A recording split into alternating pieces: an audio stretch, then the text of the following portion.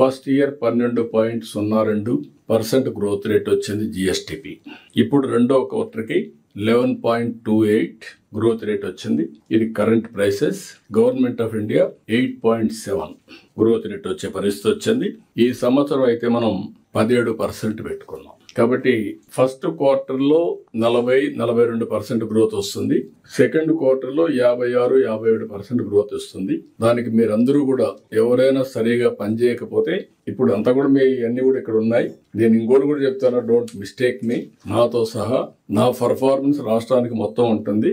మీ performance మీ శాఖలకు ఉంటుంది, డిపార్ట్మెంట్కి ఉంటుంది.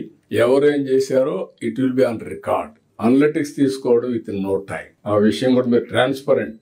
Competition is uniform, transparent. ఇప్పుడే కాదు, మీ క్యారియర్ అంతా కూడా ఉంటుంది. ఏ అధికారి ఉన్నప్పుడు ఎక్కడ పని చేశాడో ఒక్కసారి తీసుకుంటే ఒక క్లిక్ కొట్టి ఆటోమేటిక్ వచ్చే పరిస్థితి వస్తుంది. That is the systems we're building now.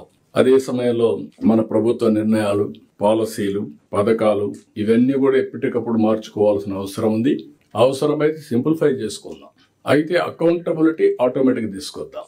ప్రజలకు జవాబుదారితనంగా ఉందాం. నీతివంతమైన సమర్థవంతమైన పాలనలు ఇద్దాం.